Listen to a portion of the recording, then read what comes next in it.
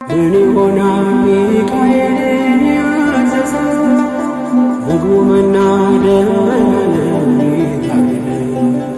ሚካኤል አባቴ የአባቶቼ መንገድ መሪ፣ ሚካኤል አባቴ በኔም ሕይወት ታምር ሰሪ፣ ሚካኤል አባቴ በመንገዴ ቀድሞ ፊቴ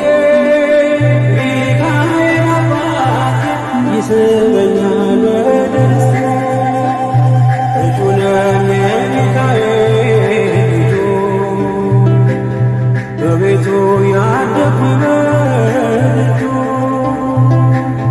የልቤ ብዬ የምጠራው ሚካኤል ለኔ አባቴ የልቤ ብዬ የምጠራው ሚካኤል